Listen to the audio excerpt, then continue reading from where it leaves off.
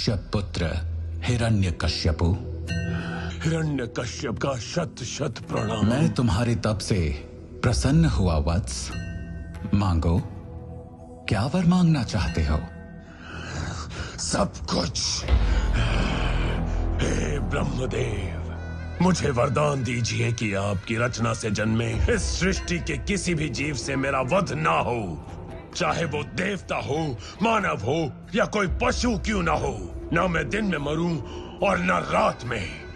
मेरी मृत्यु ना घर के भीतर हो और ना घर के बाहर, ना अस्त्र से ना शस्त्र से, ना सजीव से और ना निर्जीव से।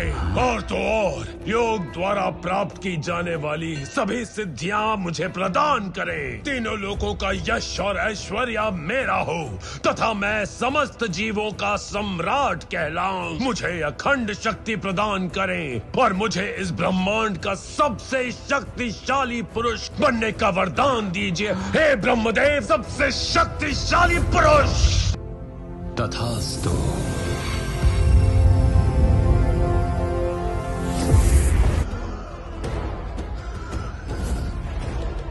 मैं चिरंजीवी हो गया, अमर हो गया, मैं भगवान बन ही गया।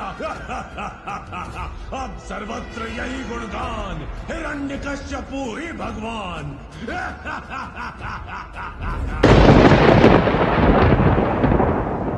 आज प्रतिशोध की घड़ी है। हर उस जीव को मारो जो विष्णु को प्रिय हो। मचा दो हाहाकार।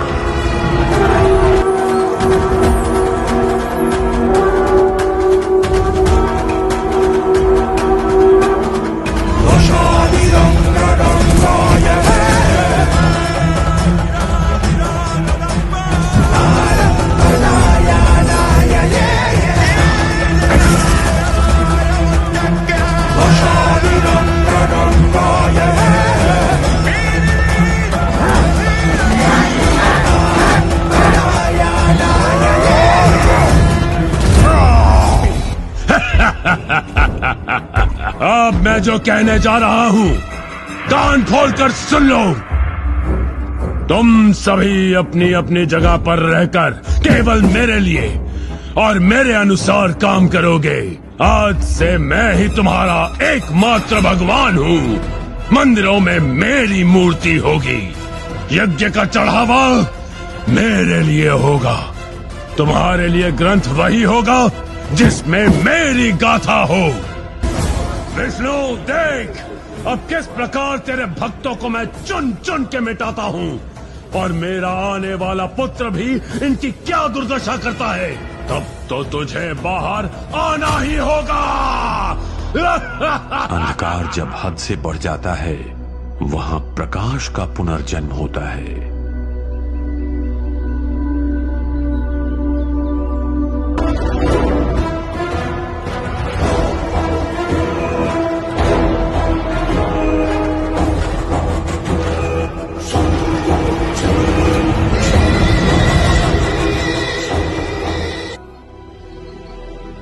प्रहलाद, मेरे पास आओ पुत्र।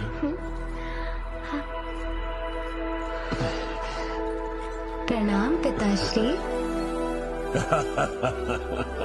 सभी देवताओं को अपना दास बनाकर संपूर्ण सृष्टि पर विजय पाने का सुख एक और पुत्र प्रेम का सुख एक और। प्रहलाद, आज तुम मेरी गोदी में बैठे हो, कल जाकर तुम्हें सिंहासन पर बैठना है। तो प्रहलाद, तुमने गुरुकुल में जो कुछ सीखा है उसके आधार पे बताओ कि एक राजा कौन है। पिताश्री, राजा वो है जो निष्पक्ष होकर न्याय करे, जो प्रजा को अपनी संतान मानकर उसके सुख में सुखी हो और दुख में दुखी। एक राजा का प्रथम कर्तव्य ये है कि वो अपनी प्रजा को उस महापुरुष की शरण लेने को प्रेरित करे, उस सर्वशक्तिमान सृष्टि के पालनहार की भक्ति करने को प्रोत्साहित करे, जो कि भगवान विष्णु है। अज्ञान, अहंकार और मोह माया से त्रस्त प्रत्येक जीव इस संसार के विशाल भवसागर में डूब रहा है। ऐसे में भगवान विष्णु नामक नाव का यदि आश्रय मिल जाए तो बड़ी सरलता से हमारी मैया। बहुत हो चुका उस विष्णु का गुणगान। जहाँ देवताओं की भी जीवा इस हिरण्यकश्यप के सामने लड़खड़ाती हैं, वहाँ अभी अभी का जन्मा ये बालक मुझे ज्ञान देने चला है। क्रोधित ना होइए पिताश्री, मैं आपसे निवेदन करता हूँ कि आप भगवान विष्णु के प्रति अपनी शत्रुता को त्याग दीजिए और उनकी शरण ले लीजिए। उस भगोड़े विष्णु की शरण सर्वशक्तिमान त्रिलोक सम्राट हिरण्यकश्यप लेगा। वो हिरण्यकश्यपु जिसका वध कोई नहीं कर सकता।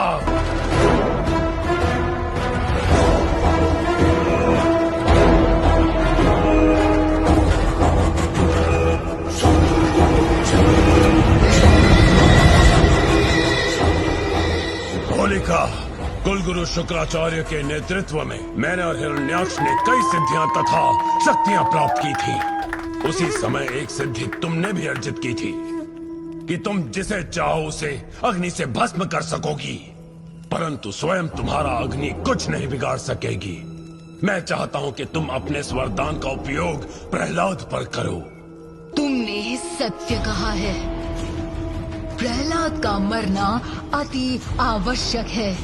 असुर कुल की सेवा का ये अवसर देकर तुमने मुझे धन्य कर दिया भैया।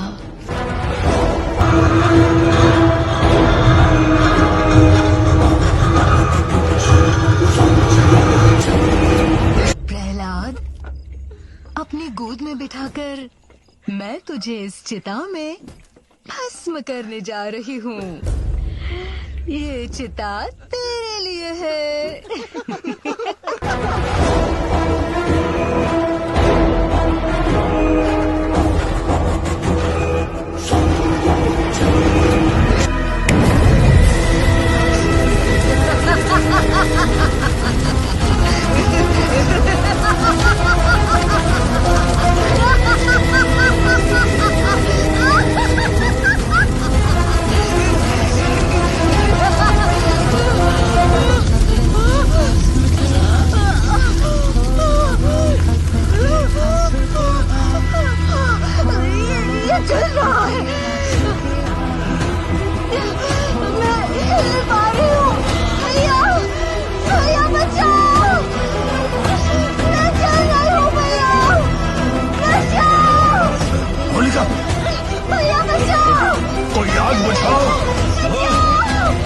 जल्दी होलिका, अग्नि बुझाओ, मदद करो अग्नि बुझाने में। होलिका,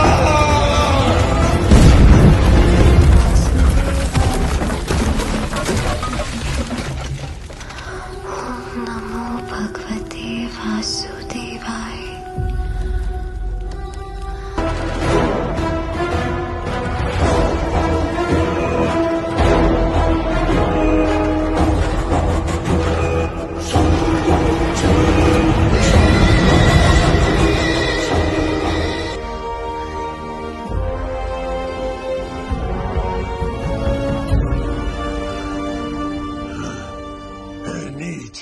अधम, कुल घाती, तो फिर बच गया।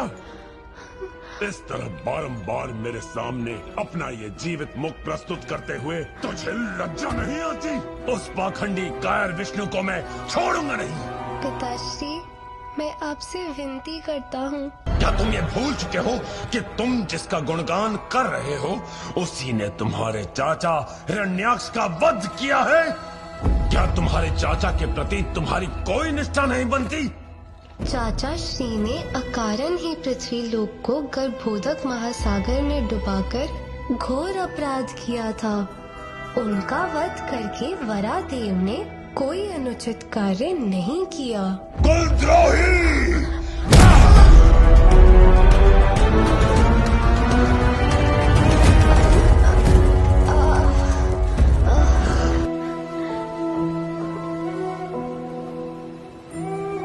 परंतु मैं क्या करूं नाथ? एक आपके सिवा मेरा कोई और है भी तो नहीं।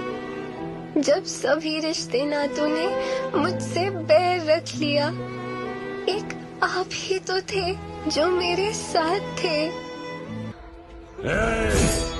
तू उस विष्णु का चमचा है ना, तो बुलाओ उसे। कदाचित तेरे बुलाने से वो कायर मेरे सामने आ जाए। आज ये निर्णय हो जाए कि हम दोनों के बीच गीदड़ कौन है और सिंह कौन है।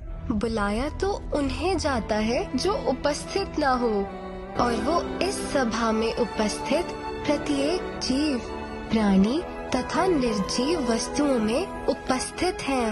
चुप कर दुर्लज, कुछ भी मूर्खों की तरह बोले जा रहा है। देखा, कहाँ है वो? मुझे तो वो कहीं दिखाई नहीं दे रहा है। प्रहलाद, तेरा विष्णु सर्वोपरि है, क्यों? तब तो उसे इस स्तंभ में भी होना चाहिए। अवश्य है। मैं तेरे विष्णु को चुनौती देता हूँ कि आज तुझे वो मुझसे बचा सके तो बचा ले। देखते हैं कि विष्णु अपने भक्त के लिए क्या कर सकता है।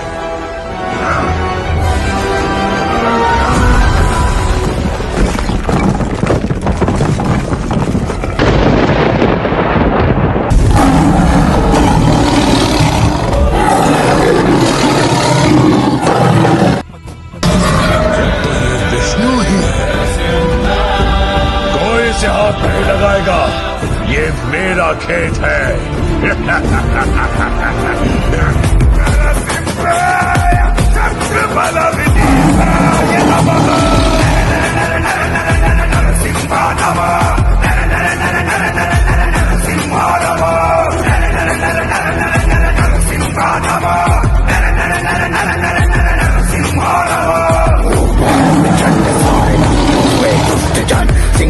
ये गर्जना से भस्म हुए धूर्त सब धड़ से होगा सर अलग, टुकड़े होंगे अतड़ियों के हरी हुए उग्र, रे हरी हुए रुद्र।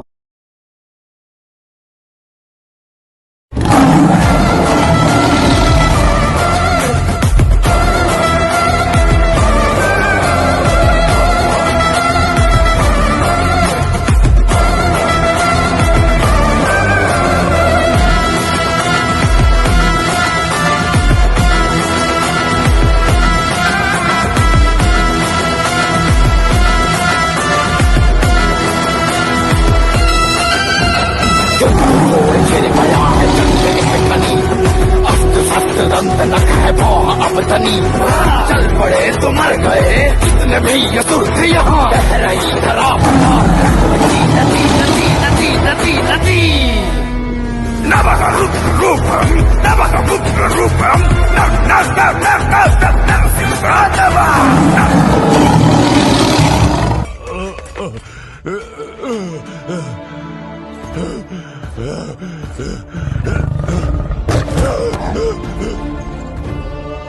तेरा समय समाप्त।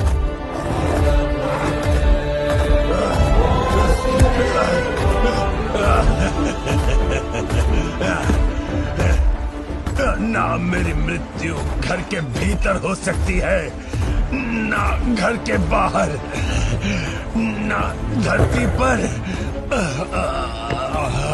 और ना आकाश में।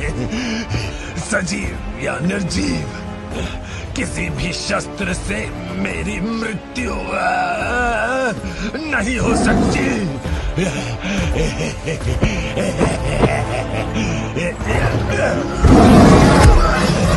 मूर्ख, देख मुझे, ना मैं नर हूँ और ना ही पशु। मैं हूँ नरसिंह। ढलते सूर्य की ओर देख, अब ना तो दिन है और ना ही रात, ना तो घर के भीतर है और ना बाहर। देख, तू चौखट पर है, ना तू धरती पर है, ना आकाश में। तू मेरी जंगा पर है। और रही बात शस्त्र की, तो देख मेरे नखों को, ये ना तो सजीव है और ना निर्जीव।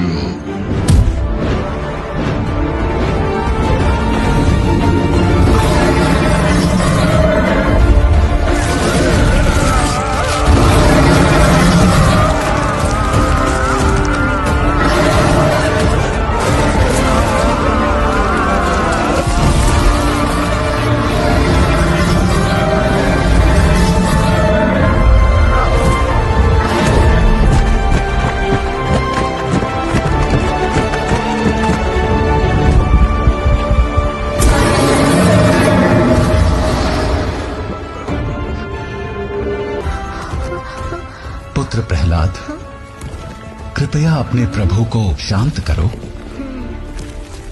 कृपया शांत हो जाइए प्रभु। देखिए ना, सब कितने भयभीत हैं।